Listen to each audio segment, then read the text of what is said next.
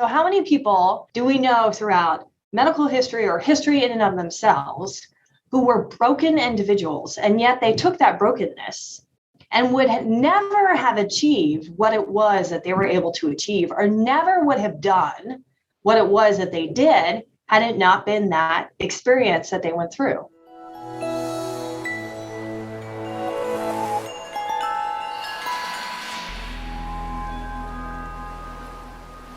Welcome back to the Faculty Factory podcast, and you have joined us during the Triple H, the Habits and Hacks from Hopkins. I'm Kim Skorupski, and I'm really happy to introduce you today to Dr. Michelle Johansen. Michelle, welcome to the Faculty Factory. Thank you, Kim. I feel honored that I was invited. Well, I'm thrilled to have you here. And why don't you tell everybody what you do with us here at Hopkins? Sure. So I am an assistant professor in Cerebrovascular Neurology, which is a division within neurology at Johns Hopkins. And we specialize in patients who have problems of the blood vessel of their brain and spinal cord. Well, you have something really unique to talk with us about today that's not really in your academic research bucket, I guess. But so tell us all about it. Sure. Well, I was looking at your lineup of the faculty podcasts that you've had in the past, and you had quite the string of home run hitters here. So if I can contribute in any way, in a way that people feel a little bit better about what they've been going through, I'm happy to do it. So I thought that we could sort of structure our conversation around this idea of wellness. It's a buzzword that's been coming out more and more, especially in light of COVID. But I think that there are things that people can do and think about rather than just read articles on wellness, right? Unfortunately, I saw in your podcast, you talked about the competent person or the syndrome of the competent person. And that was a great one. I really enjoyed listening to that. And sometimes I think in academic medicine, we're all about doing this thing that we feel like we have to do, right? So we have to do wellness because that's what everybody is telling us that we need to do to prevent burnout. And I think that the way that we can think through that is a little bit different than just reading these articles and adding that to the list of something else that we have to do. That's right. I mean, you're so right, because isn't it ironic that have a list of I need to be mindful today, or practice meditation, or I have to do my yoga. Anything that says I have to do something, even if it's for wellness, feels like it's just another thing I have to do. So right. It kind of has this ironic component to putting things to do, even if they are wellness focused. So let's get into it. I can't wait to hear. Sure. So I heard through the grapevine that I was recommended by another one of your fabulous speakers because I had done some yoga with the faculty during one of our wellness sessions. And I'll give full props to Charlene Gamaldo for doing that. Sometimes I think, especially during the COVID pandemic, we've heard a lot about this idea of burnout. So I wanted to talk about burnout a little bit, but I also wanted to talk about the concept of brokenness, because I think burnout and brokenness are two different things, and sometimes we conflate the ideas. So burnout is, you're the best example that I can think of is, you have your car, right? And you need your car. You need your car desperately to get from point A to point B. But yet when you get really busy, you just drive your car and you don't attend to your car, right? So if you never put gas in your car, if you never take your car in to get checked out, if you don't have the oil changed, if you just drive it into the ground, then it's no longer going to be able to do those things for you that you would hope your car would do, right? You have to put gas in the car. You have to take care of the car in order for the car to perform. And yet somehow in academic medicine, I don't know how we do this to ourselves. We think that if we just go and go and go and go, and then we get to a certain point and we're burnt out, we don't understand why we can't perform anymore, right? That's why you pay more for the premium gas, right? Because it's better for your car overall in the long term. So if those things that we're choosing to do are not only structured around what we have to do right now, but thinking about sort of our life trajectory long term, then it's going to be, much better as far as being able to maintain what it is you have to do on a daily basis. And then hopefully you'll never get to point B not able to go any farther or drive any faster or take care of your car in the way that you should. So you're talking about regular maintenance. That's right. And I think that, burnout, we've heard a lot about it in COVID-19, but I think the reason that we're burnt out is because we were already at a tipping point, if that makes sense, right? So you and many other people who are involved in faculty wellness do an outstanding job about educating us about that whole iceberg phenomenon, right? And how, you're only seeing what's at the top, but there's this whole thing that's sitting down below it.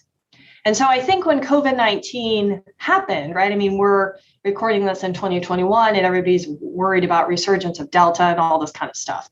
But when it happened, I think that's because we were already so strained to begin with that then we added this other thing, be it a global pandemic, and things started to fall apart because we hadn't done a good job of plugging in to who we are as people. So when that crisis hits, you can't manage it. Right. So the gas tank is 3/4 empty, and now you're stuck on a highway in bumper to bumper, right? In heat and no food, no restroom, and there's no off ramp. And then and the inevitable is going to happen. Exactly. Yeah, that's exactly right. So, and that comes to, I think, the difference between burnout and brokenness. So we'll talk about both. I want to talk about brokenness first and then get back to the burnout idea about what you can actually do. So brokenness is like COVID-19, right? So there's going to be times in your life, and I have to credit my mother with this. God bless her. She, since the time I was young, did an excellent job about reminding me to be grateful through circumstances, regardless of what was going on in your life. Brokenness, no one can avoid. It doesn't matter how well you are, Kim, brokenness is going to happen to you, right? And I'm reading a great book right now about brokenness because it's a topic that I'm realizing is something that is important to me and that people need to explore, and that we all go through hard times. Somebody's going to lose their job. Somebody's going to lose their parent. Somebody's going to get divorced. Somebody's child is going to have to go through a heart procedure. Somebody is going to, even on, more of those microscopic levels, right? You wait for funding and you have a massive grant, and the only way you can support the study, falls on January 17th in a study section, and you don't even get scored, right? I mean, it doesn't have to be massive life events, but at some point you're going to be broken by stuff that you cannot control, right? It doesn't matter how well you are, or how long you meditate, or how much yoga you do. That brokenness is going to happen to you, right? Yes. So when you think about brokenness, how do you handle that period of brokenness? And I was just writing down some things when I was thinking about our podcast about what I could possibly share, because I'm still learning about this, right? Like everyone constantly is going to go through these periods. There are up times and there are the down times of life. So some things I thought about brokenness, and I'll start with the one that my mom always used to tell me and still does to this day, is, that attitude of gratitude, right? So no matter how broken you are, there's always something that you can be grateful for, always something. And sometimes saying that out loud really helps, right? It may seem ridiculous, but if you're driving in your car, let's go back to the car illustration, right? You're driving in your car and you're in bumper to bumper traffic and you're late and life is miserable. And you just found out that your husband is going to file for divorce 2 weeks ago, right? And you're already living on the edge. It is really hard during that period of time to be grateful for anything. But there's always something that you can be grateful for. And starting to develop that, just reciting those things out loud really helps, right? The other thing I thought about was controlling your mind. So when you're broken, once again, this is different than burnout. Broken, meaning life has broken you for a period of time. Those thoughts that enter your mind can be awful, right? I mean, I don't know if you've had this experience, or maybe it's just me, but there are times where those thoughts can come in and they're like, you're not worth it. Give up now. Might as well quit. This isn't going to get any better. All these things, right? And once again, that doesn't have to do with necessarily how well you are. That's the brokenness period that you're in. Right. And so learning how to control those thoughts and counter it with, positive thinking.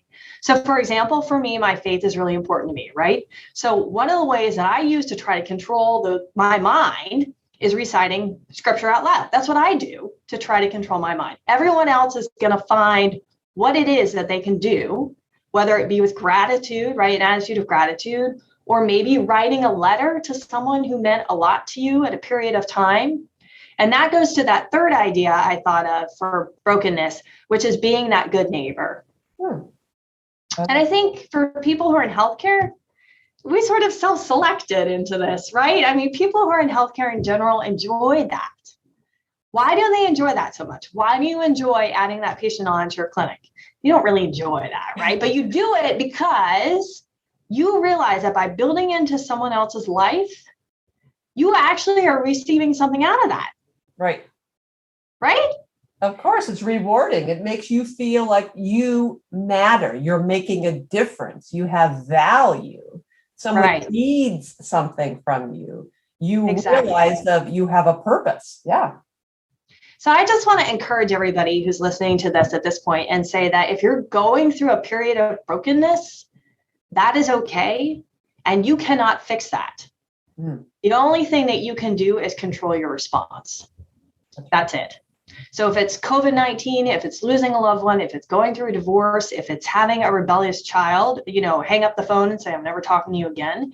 If it's something, like losing funding for your grant or just feeling in a really stuck place, that happens to everybody and that is okay. That's right. And that doesn't have any reflection to do on how well you are, right? My mom used to always say, everybody has a story. Now it's like, what a dumb thing to say. Of course, everybody's got to make stories, but it never really made sense to me until we had a lot of brokenness in our family and a lot of really bad experiences and awful things that happened. And it heightened my awareness of, I'm not the only one who has had horrible life things happen to them. And then oftentimes we all walk around with these masks on our face. How you doing? Yeah. Fine, how are you? Never better, never better. And what we have to pause in that moment, and I love the phrase you said, building into others, is that appreciation of, I see you, even if we're going to be very superficial, I see you, you see me. I bet you have a lot of stories in your life that we all have backstories of pain and brokenness. I really appreciate your bringing our attention to the external life stressors and things that no matter how much gas is in our tank and how many oil changes and how many new tires and all the stuff that we take care of that car, some big asteroid may come out of the sky and our car, no control over it. And what are we going to do? Exactly. And you're a perfect example of that, right, Kim? So how many people do we know throughout medical history or history in and of themselves who were broken individuals, and yet they took that brokenness and would never have achieved what it was that they were able to achieve, or never would have done what it was that they did had it not been that experience that they went through. Had they not, that brokenness rebuilds us. So again, your beautiful metaphor of building into others is that the brokenness allows us to build and rebuild ourselves. And that's correct. So you're right. The brokenness gives us opportunities to create anew, to build something new in us. And I don't know the phrase, and again, somebody else listening now in podcast land is maybe screaming at us now saying, there's some Japanese art form where pots are broken.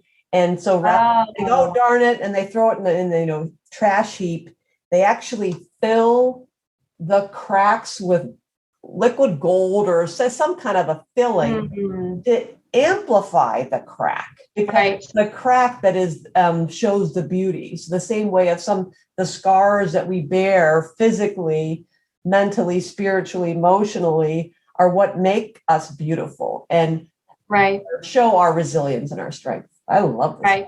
Yeah. So I wanted to talk about that because I think, once again, during this period of time, there's been lots of literature that's come out about burnout and resiliency. And at least one thing that I've experienced, and I know others at Hopkins have experienced, is this feeling of what's wrong with me? I don't feel very resilient right now. Right. And that's because you may be going through a period of brokenness where you can't fix it All you can control is your response. I want to encourage everybody that's fine. Like, it is okay. And eventually this will end and it will get better after that. Okay, so, but I did want to talk about sort of what was sitting underneath there, because that foundation is important, right? So there are going to be times in lives where you're going to get pummeled by the tidal wave, right? Or whatever it is. And so having your car or your boat or whatever illustration we're using in tip-top shape, so when that happens, you can be a little more resilient. That matters, right? And that's that idea of burnout. And so I think that when we drive ourselves to a point that we can't attend to the car, then when that period of brokenness comes, you're already almost to a point of being broken anyway, because there are things you could have done that you did not attend to. You're right. I love those two concepts. Now I see how they marry into each other. And I like now how you dance back to this, because now that makes a lot more sense. That it's not an excuse to say, she's right. This is kind of what, if I'm not being resilient or I'm burning out, it's a blame the victim. It must be my fault. I didn't do enough yoga, or I didn't practice meditation, or I didn't drink enough water. So the fact that I'm, losing it here is my fault. What's wrong with me? Right. That does not excuse us to say, oh, I'm just broken. It's just brokenness. It's not, I have no control over it. Right. Rather, the symbiosis between balancing and practicing due diligence with the grace and mercy of recognizing I'm doing all I can. And despite that, life will happen. And so what are you going to do about it? Yes, that's an excellent way to summarize it. So I appreciate that. And I think when you think about sort of ways that you can put gas in the car, there are 3 categories that I thought of. So mentally, physically, and then spiritually, are what your sources of support are. So mentally, once again, the information that we put inside of our minds matters a tremendous amount. So we've all been around those people, and you're one of them, Kim, who are energy givers, right? And so you go and you're around them and you feel somehow better, because that person is listening to you or they're investing in you. And all of us, I think, to some degree, are energy givers. Now, you may not be an extrovert, and that's okay. And if going to a party wears you out, I'm not saying that, you have no capacity to give a little bit of that positive energy when you get in a room. But some introverts, right, are the best at listening. Oh. And they do it so well. And so mentally, when you're infusing positive into your mind, it makes a difference. So that thought replacement, right? So when those thoughts come in and you're, let's talk about the grant issue, right? So I saw you had a faculty podcast about grants and getting funding for grants, and that's outstanding. And I listened to it, and I need to listen to it over and over and over again. But let's say, despite of everything you do, you don't get your grant, which we know is going to happen. Been there, done that. Right? I'm the not getting funded. Right, exactly. So simple example, that does not mean that for the next week, you can say, I should give up now. I'm completely worthless. This is never going to get funded. What a stupid idea this was. Anyway, look at the person who got funded. I can't believe that happened. If only this person had been on the study section, they hate me anyway, right? All these sentences that you can kind of fill in. You're allowed to mourn. You're allowed to go out with your friends that night and say, I feel awful. I didn't get my grant. And you can mourn over that baby of a grant, right?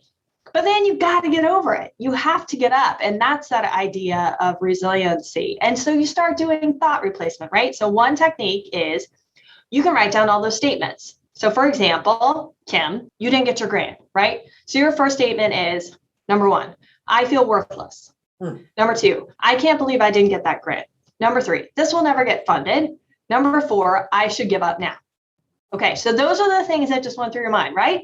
So that's in one column. Then in the next column, you can start listing off things to counter that. So the first one was, I am worthless, or I feel worthless, right? So number 1, you could write sort of true statements on the side that says, I may feel worthless now, but I'm not worthless. Look at all the grants I've gotten before, or look at my patient satisfaction scores, right? Or look at the fact that that person in the cafeteria thanked me for the fact that I added that patient on to my clinic schedule, right? So you start countering those thoughts. So you list them over here, and you list them over there and you start thought replacement. So that's one way mentally to sort of renew yourself. My friend and colleague, Jennifer Haythornthwaite, always said, love this, don't believe everything you think.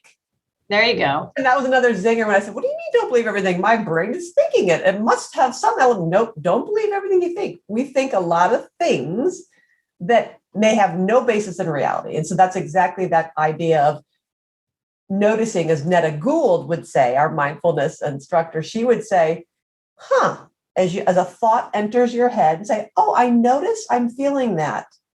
I'm not worthy, or I'm not valued, I'm worthless.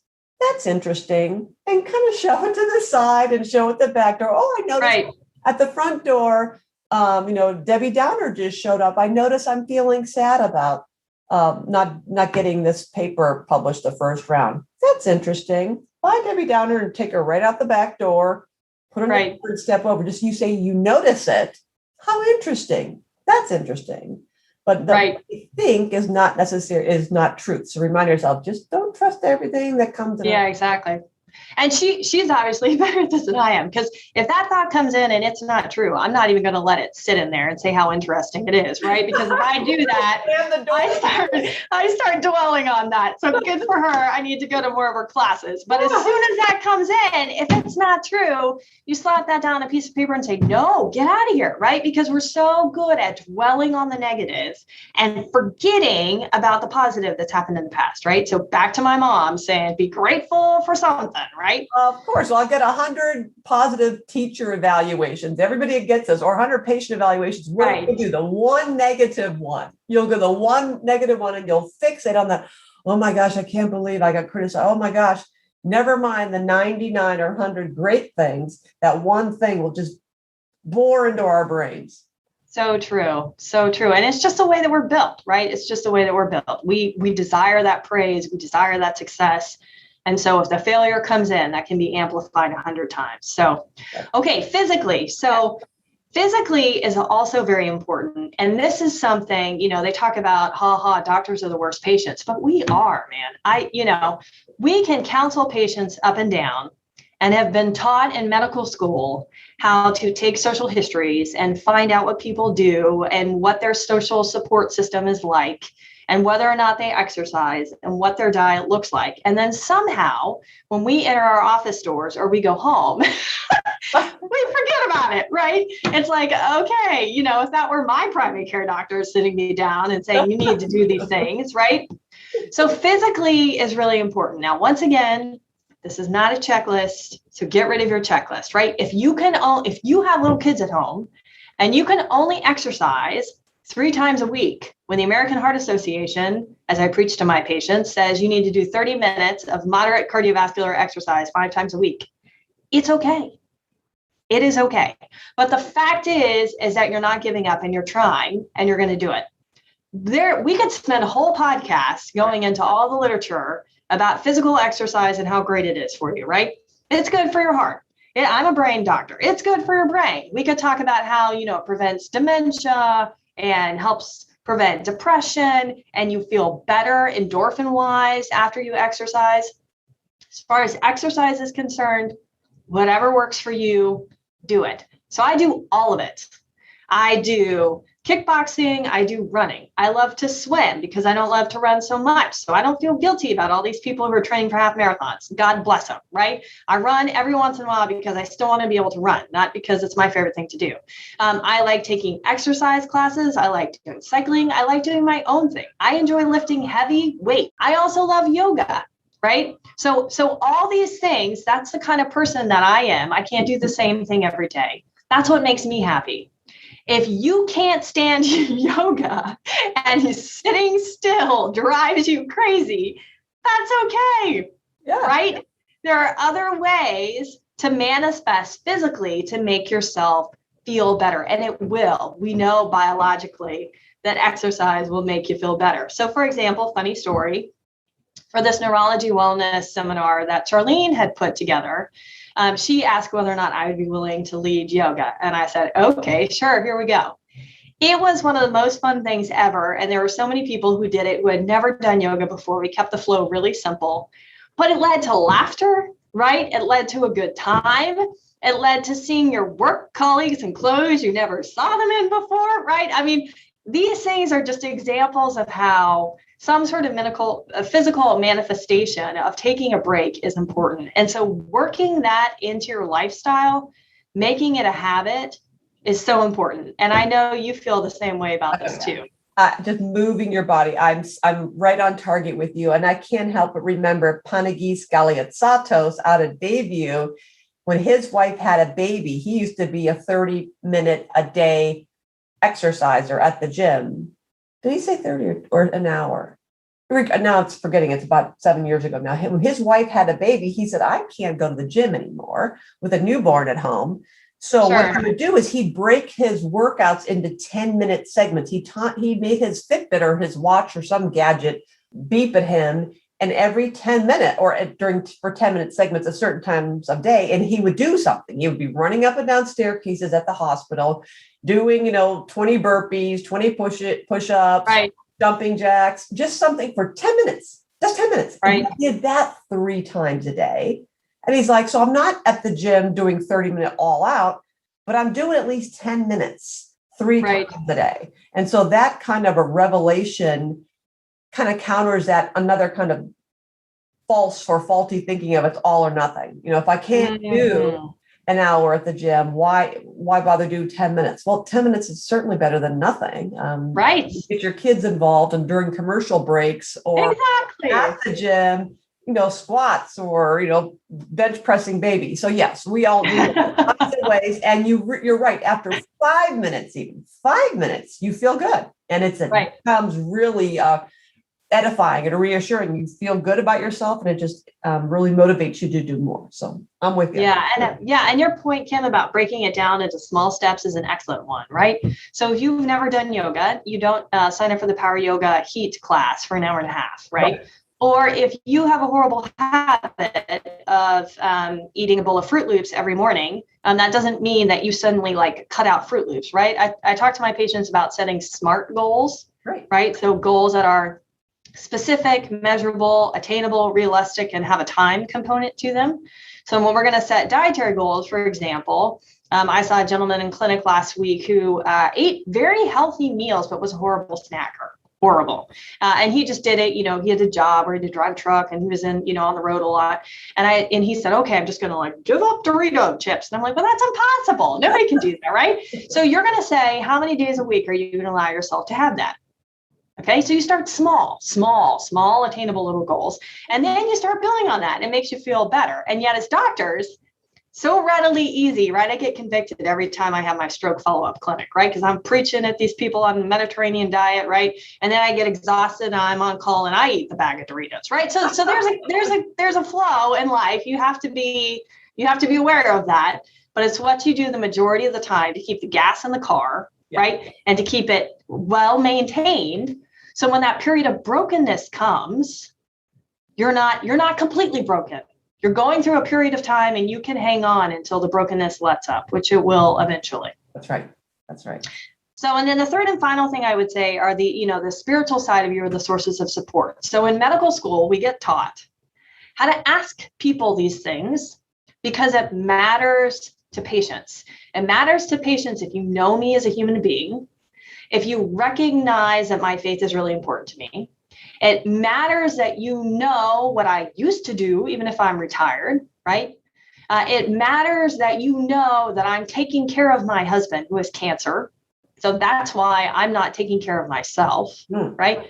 So asking those systems questions or those sources of support, be it religious or otherwise, is very important. And yet, once again, as doctors, we don't do it, right? So if you're spending all your time at work and you never have an opportunity to set aside some time to go out with friends, or you don't pick up the phone and call your mom because you're busy all the time, right? We've been talking about moms today, but whatever it is, that's important.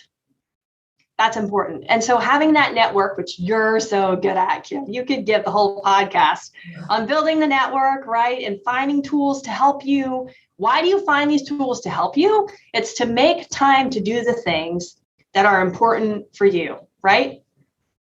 That's right. That's right. And I can't help but reflect that everybody in podcast world here, another thing you don't know about Dr. Johansen is that she leads our monthly Christian Medical and Dental Association prayer session. And what's great about this is it pops up in the calendar. It's a half an hour. It's in and out. It's structured. It's organized. You lead us through a dance of the whole way that the half hour happens. And so it's something that clearly, as busy as you are, you've made time to do this. When it's put in the calendar, if you want something done, you put in the calendar and it happens. And every time I see that pop up and I'm double and triple booked and I go, oh, it's one of those, sometimes just another Zoom meeting, but it never fails. At the end of that meeting, I'm like, yeah, okay, needed that. And I'm sure it's like anything else you plug and play in there. If we look at our calendars or a daily checklist and say, oh, I have to go for a walk, or oh my gosh, I was going to do a little bit of Pilates, really? Or really, I was going to call my mom. Inevitably, you know what? You're into it 2-3 minutes and you're like, yes, this is why I'm into this. This is why I'm into that. Pause. Sure. Stop. Get off the treadmill. This is life after all, right? This is life. Right. And I'm sure if you'll, talk to the colleagues at Peabody or some of the other, people who are very musically inclined and, they practice their instruments and they practice it, not necessarily just for the art of practicing it. They practice it so they can perform. Right. And so if you have your guitar, guilty as charged, and you're trying to learn it, once again, guilty as charged, and you don't pick it up for like a month, I don't know who we're talking about right now, but then you can't expect to perform, right? So it's the same idea with all these things to prevent burnout. If you mentally are not replacing your thoughts or doing some of these other great strategies that people on your podcast have mentioned, or physically, you never move physically, or, spiritually or sources of support, you're not building into those relationships or taking the time to go to mass or whatever it may be. Then when those periods of brokenness come that you can't control and there's nothing wrong with you when it comes, then that's when you feel completely burnt out. And helpless. Right.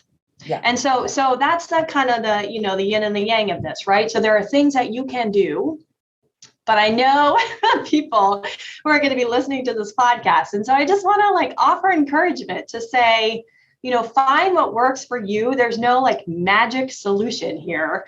And I am constantly, I'm humbled to be added to your list of all stars in this podcast.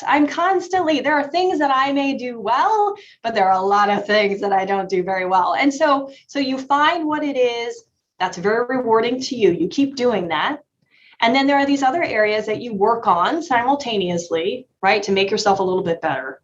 And then that helps restore that balance. So when those periods of brokenness come, you can acknowledge the fact that you're in it. Like you said, you don't have to put on a mask to the world, right? But you're not completely destroyed because of it. And I think, once again, COVID-19, I think there was so much undercurrent of we were not maintaining what we could, that when a global pandemic hit, people just the bottom dropped out. You couldn't take care of it. And so we are now in the process of hopefully, as you put so beautifully, building into others and building into relationships and building into people. And as we build into others, inevitably we're building into ourselves. And I think we are now in a process of recovery and rebuilding and renewing. Right. And your message is so, so clear that the inevitability of brokenness and life events happening to us outside of our control, and so important to have that foundation under us really, really built on those support systems and the mental energy, finding the energy givers and having our fitness and our wellness and our resilience at hand there. So I think you've really made some important points, and I love the clarification of that burnout versus brokenness. So thank you for pointing that out that certain things are outside of our control. And sure, absolutely.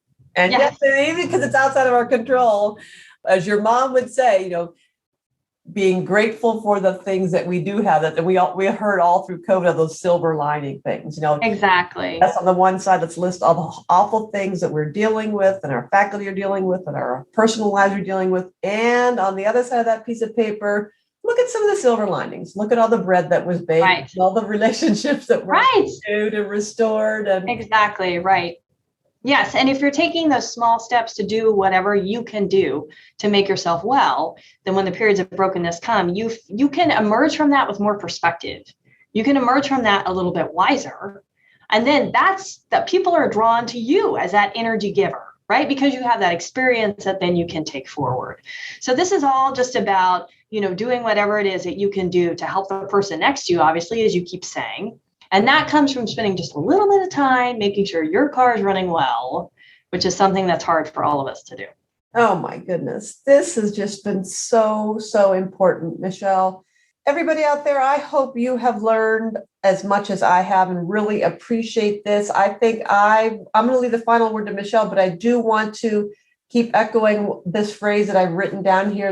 Let's go out and build into each other and build into ourselves. Dr. Johansen, I'll leave the parting comment to you. All right. Well, I appreciate being here. It was a pleasure to be here. And I think just some hopefulness and a word of encouragement. We're all going through a rough patch right now when we're recording this podcast. So maybe it was a perfect time to record it. But I do believe that having a sense of hope and hopefulness is really important. And to know that you're not in this alone. All right. Thank you, folks, for joining the Faculty Factory podcast. We'll see you next time. Thanks, Michelle. Bye. Thanks for tuning in to Faculty Factory Podcast. The mission of the Faculty Factory is to build and support a community of leaders in faculty development who share tools, resources, wisdom, and encouragement in service to our faculty members, schools, and institutions. We encourage you to go to facultyfactory.org to find out more. Get in touch with me, ask me any questions. Maybe you want to be interviewed on the podcast. Thanks for tuning in to Faculty Factory Podcast. We'll see you next time. The Faculty Factory podcast and website is sponsored by the Johns Hopkins University School of Medicine Office of Faculty. For more information, visit facultyfactory.org.